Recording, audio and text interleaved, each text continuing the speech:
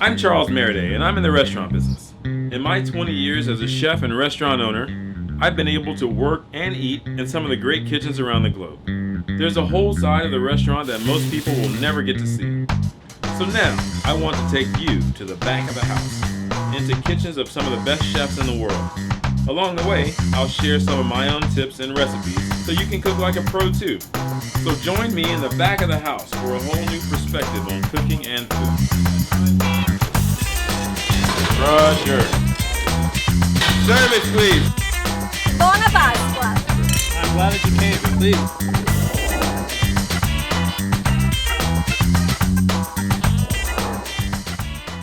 This episode of Back of the House is sponsored by McQuaid & Company Real Estate Services. Okay, so time flies. This is episode 11 already, and we're wrapping up this summer, season's starting, and we're really gonna start season 2 of Back of the House with a new look and take you to some exciting places. In this episode, I'm gonna take you to Jimmy P's Butcher Shop, one of my favorite places in town for great quality meat and some exotic items, and the burger, hands down, is amazing. Also, we're gonna cook a little Asian food together and really show you some of the behind the scenes footage from this past season. So it should be a lot of fun. Thanks for tuning in, and see you in a couple weeks.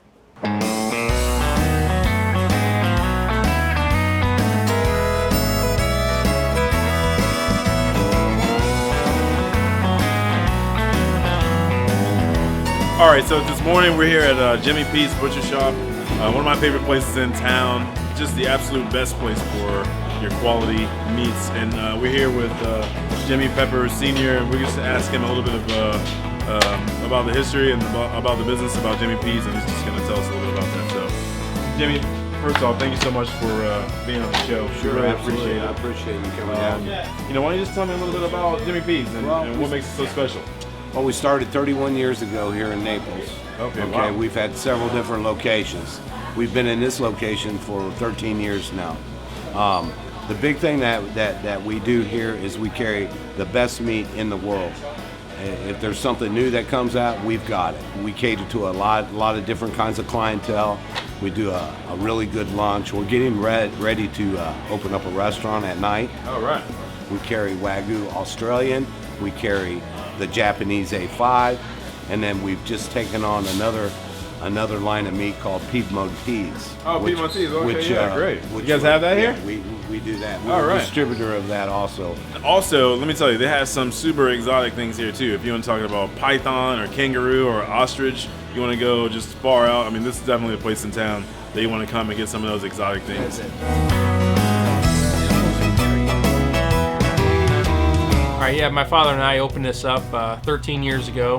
We're a small, family-oriented butcher shop that we specialize in the highest grade of meats that we can get a hold of.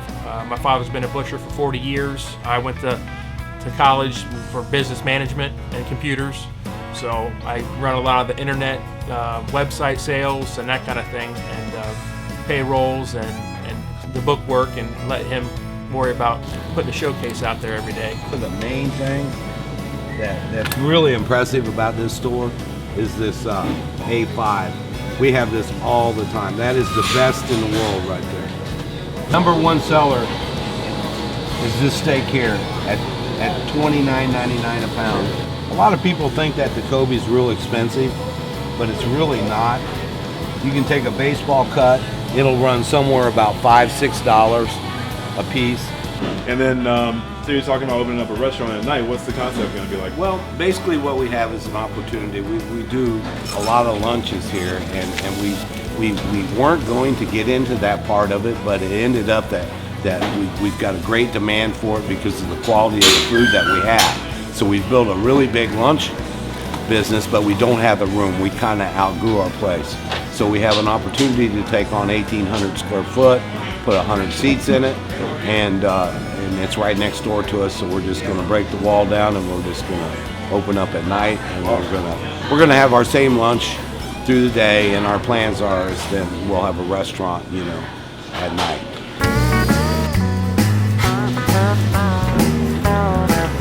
Let me tell you first of all about lunch here. Number one, you can hardly ever get through the door. It's always packed. We got the hot pastrami stuff from Jimmy P's. It's awesome. We come here like once a week to eat. The best food in town. Absolutely delicious. I'm also having the hot pastrami. My favorite thing here is the burger. Like, they have the best burger in the city, hands down. It is unbelievable. It's all Wagyu, is that right? Yeah. Wagyu burger. I mean, it's just flavorful and moist and just, it's the best. There's no question about it.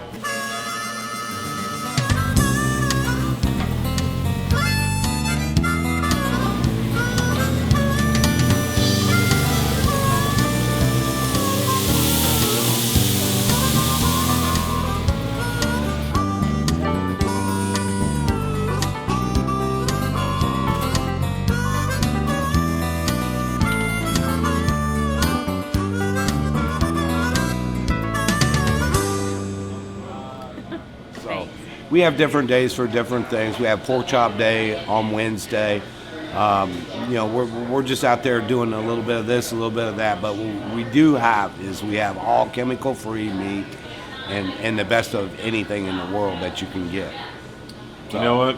And that says it all right there. This is the best of the best. One of the best butcher shops in the country, right here at Jimmy P's. If you've never been, it's definitely a must-have on the list. So come and check it out. All right, Jimmy, thanks a lot. Really appreciate it. Thank you.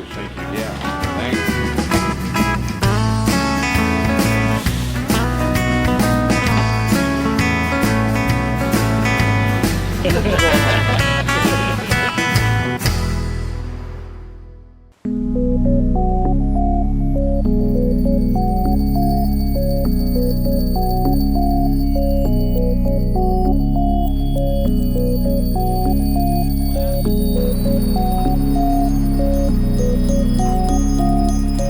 One of the things that we like to do to challenge ourselves is always, try to develop new flavors and recipes and ideas. And one of the beautiful things about Meredith's Fine Dining is this wok that we have. It's a really exciting piece of equipment. And to utilize it better, we're introducing an Asian tasting menu to go along with our traditional tasting menu. So they'll have 5 courses of Asian influence options utilizing the wok, which is a lot of fun for us. We're also introducing Asian dishes into all of the restaurants as well, with pho and banh mi at the brasserie, as well as sushi at Alto. So it's just a little bit of experimentation and fun for us. Today, we're going to make a really simple and fast stir-fried dish using monkfish. It's a very, very unique fish and flavor and texture. It's often been referred to as the poor man's lobster. It's very dense and meaty and has a really, really interesting texture. We're gonna cook that in an Asian fashion with some pea tendrils and peanuts, green onions, and then one ingredient that may not particularly be considered Asian, some beautiful chanterelle mushrooms. These are foraged and they're just exceptional. And so I think they'll just pair really nicely, with the dish. And we're going to keep it very simple. And Asian cooking is really about a couple of things. It's about balance, really balancing the flavors. Hot, salty, sweet, savory, and really umami, which is another flavor category that's kind of really just a depth of savoriness. So we're going to really try to achieve all those things in our dish. So let's get started.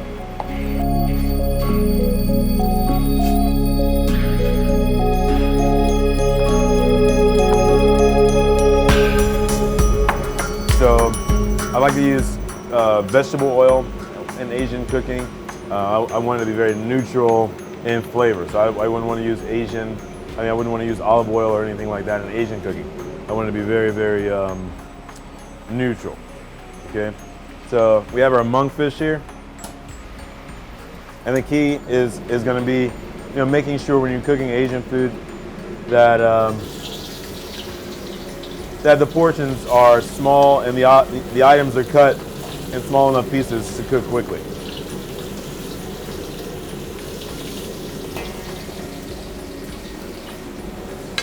All right, you can see I'm basically frying this fish. We want it to cook really, really quickly. Get nice and brown, right?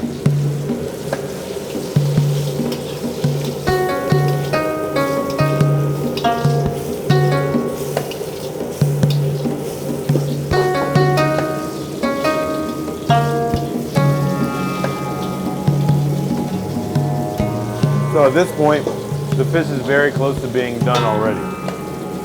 You don't want it to be overcooked and dried out. So right here, that's done. It's beautiful and golden brown. That looks great. So I'm gonna drain off some of the oil here. And I'm just gonna leave just enough to add the rest of the ingredients. I'm gonna start with some bacon. This is Newski's bacon. I'm just gonna brown that. Really, it's gonna implement some nice smoke into the dish. We're gonna add some garlic and ginger. And this is where it starts to go quickly. All right? I'm gonna add the chanterelle mushrooms in.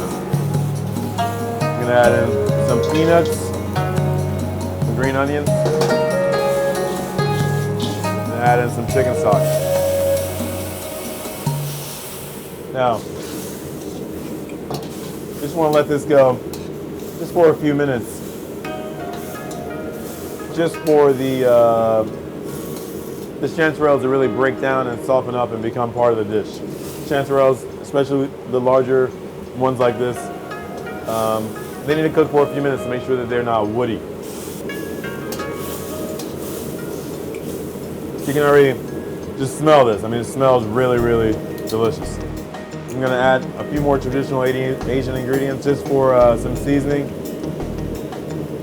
That's just a little black bean sauce.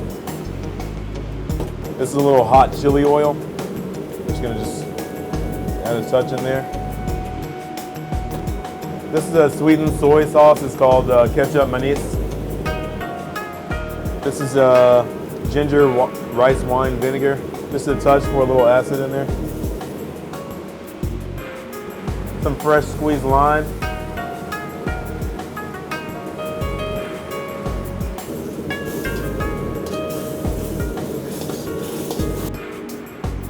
I like my Asian dishes to have a little bit of kick to them.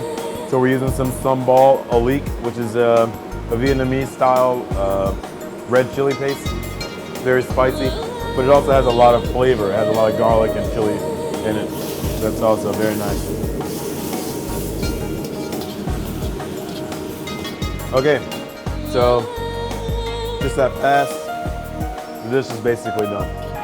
Your monkfish, chanterelles, peanuts, and a very savory sauce. And we're gonna finish it with some pea tendrils, just the leaves from the pea plants. Very nice, and green and fresh. So I don't really want to cook these, I just want to fold them in at the very end.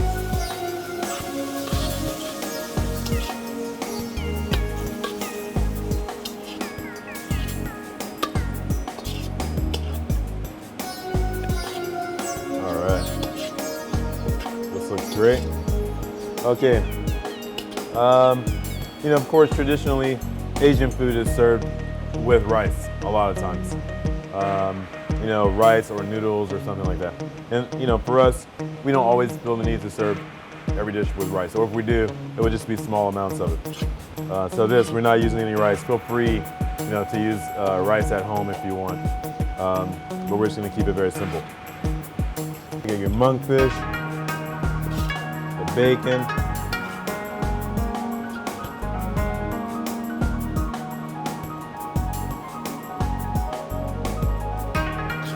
chanterelles,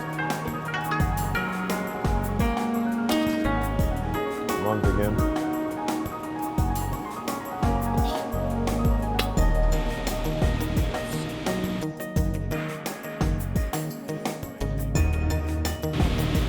cilantro or coriander. Very nice in Asian cooking. We use it similar to the way that we would use parsley in traditional cooking. So here you go. Asian-inspired monkfish with chanterelle mushrooms, pea tendrils, and black bean sauce.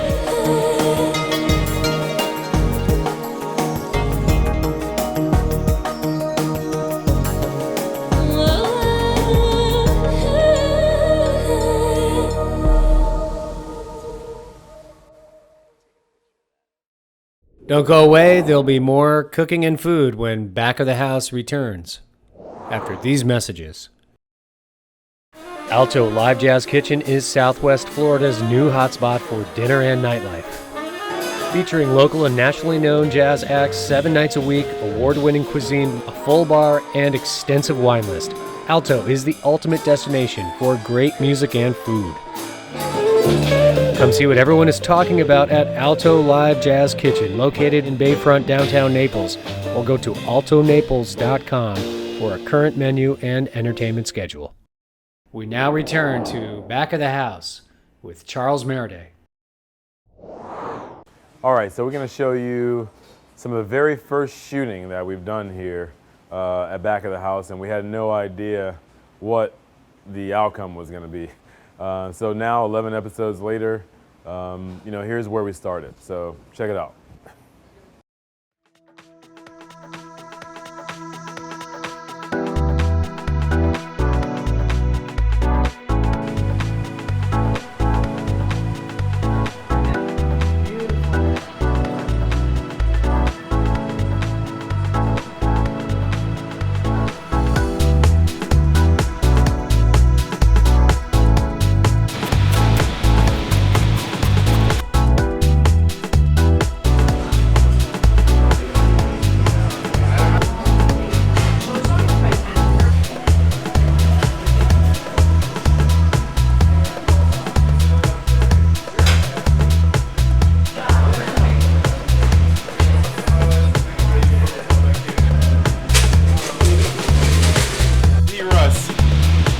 What's up, D-Russ? What's up? Tell them where you're from, who you are. I'm from Oregon. I'm Dave. I lived in the Virgin Islands. That's where I met Charles and Joe. Joe and Charles just worked them at Old Stone Farmhouse. Been cooking for about 9 years now, and I love these guys, so that's why I'm here. We love you too. All right, chef. All right, this is Joe Pittman. He's the executive chef here at Mereday's. You want to tell them about yourself, chef, and where you're from, and who you are, and what's going on? I'm Joe Pittman. I'm from Mobile, Alabama. I'm the executive chef here at Mereday's Fine Dining. Met Charles many years ago as a bartender in Mobile. And Imagine that. Been on the ride ever since. Yeah, it's been fun. We have a blast here. Getting ready for service tonight. Getting ready to kill it.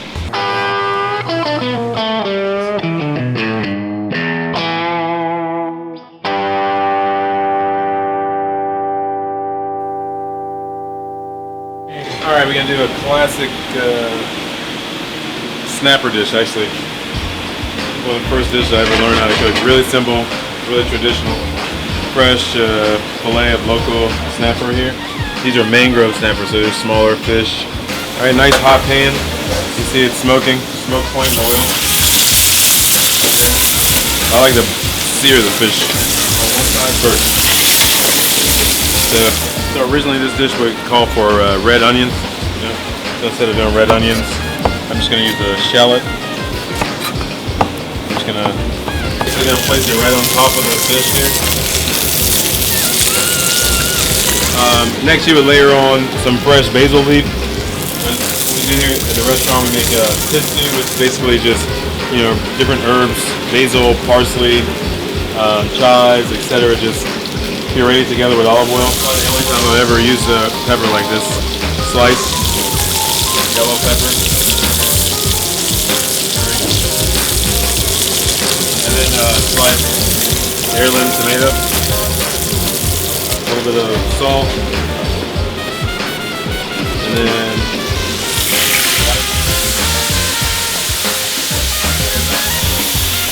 it goes right into the oven.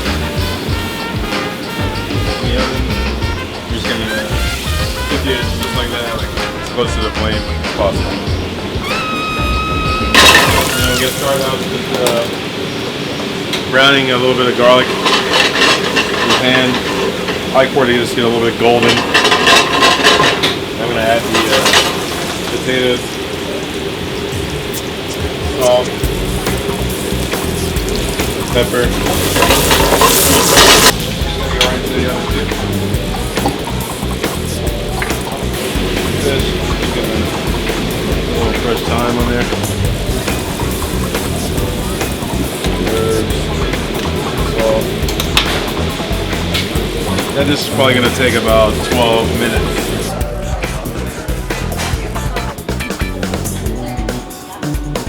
You got the snapper, nice and melted, right on top. Fingerlings. Micro basil is the garnish here. I'm just gonna finish it with a little bit of the herb pistu here, just around the fish. That's it. Nice and simple. That's the snapper profile. That's something I'm Well, I definitely think as a chef, the pilot episode with Chef Vincenzo Betulia was probably the most inspiring culinary component to the show so far. I mean, just to really watch him work and see his artisanship and skill was one of my most memorable moments on the show.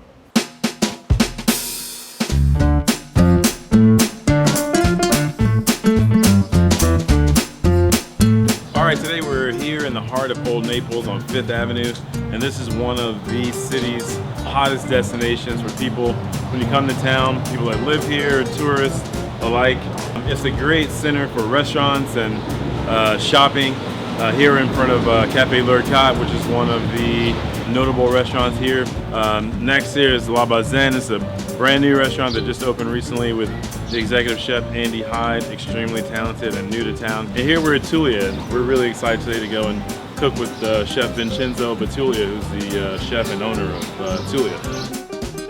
Chef, so maybe give us a little bit more detail about your cooking style and really what rustic Italian cooking means. Certainly. I mean, it starts with the name of the restaurant, Osteria. In Italy, there are different classifications of restaurants. Here in America, whether it's a McDonald's or Le Bernardin, everything's a restaurant. In Italy, they have classifications starting with ristorante, where it's very, very high-end. You know, usually located in a hotel. You got to wear a suit. The men, have to be all dressed up. The women have to look snazzy. The next step down is trattoria, where it's an owner that would have multiple properties, and it's kind of a conglomerate of restaurants. Osteria is the third step of restaurants in Italy, where typically you will find the restaurant within the home of the owner. Oh, wow. And so more or less it's indigenous food, indigenous items from the area, typically from the garden, and then they cook it within the home. So what we do is we utilize local farmers, I'm sure like yourself, Sure. and local fishermen, local beef, and we want to be able to introduce that to Naples, and we want to elevate, like yourself, the culinary experience here in town. So what we're doing is very, very rustic, no flim-flam, no crazy, sauces, and a lot of presentations. Super simple. Well, that's actually quite educational. I really didn't even know the details about the different classifications of restaurants, so thank you for sure. Hey, anytime. And you've definitely elevated the cooking level here in town. Thank you.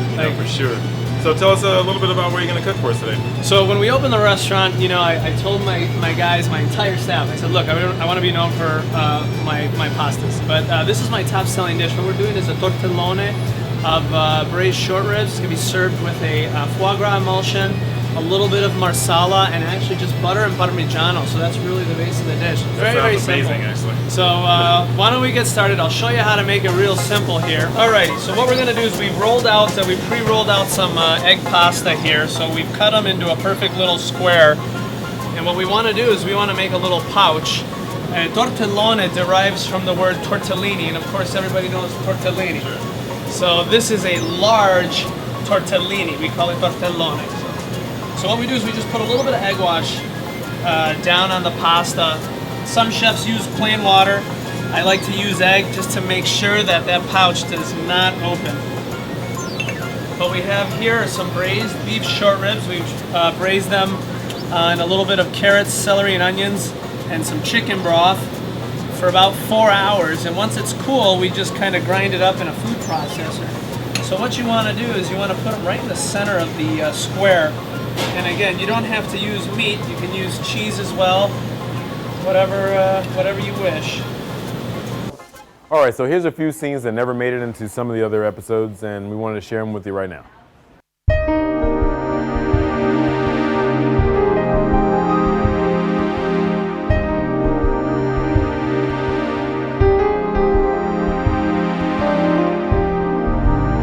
Today I'm just going to talk a little bit about what it's like to be a cook.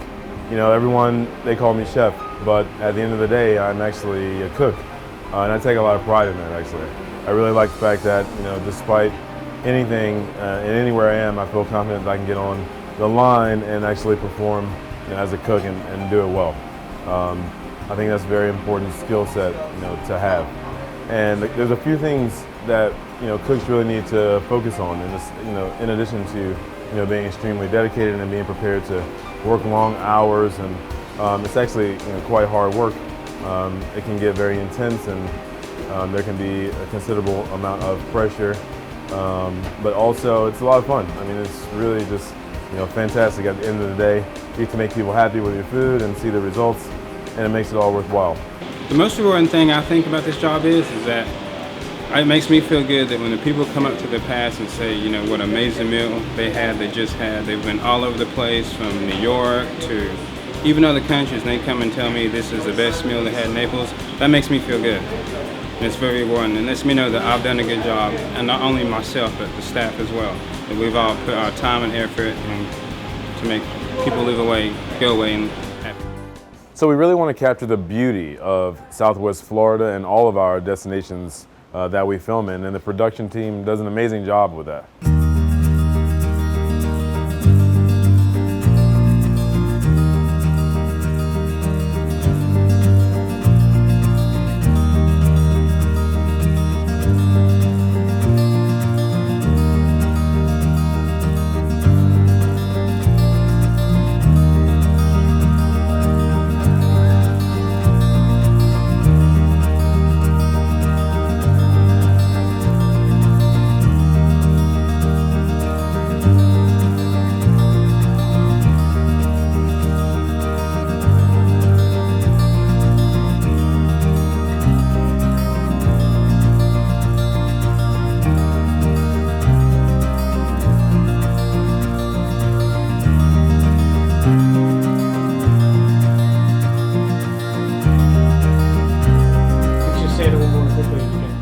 The whole thing again? I had no idea what it said. Yeah. So say that in a short. All right. As an aspiring chef, one of the most important things is to learn from other chefs and spend time with them and really understand their backgrounds and philosophies and approach to cooking, and share that with the world. And that's one of the most important things that we want to do here on Back of the House.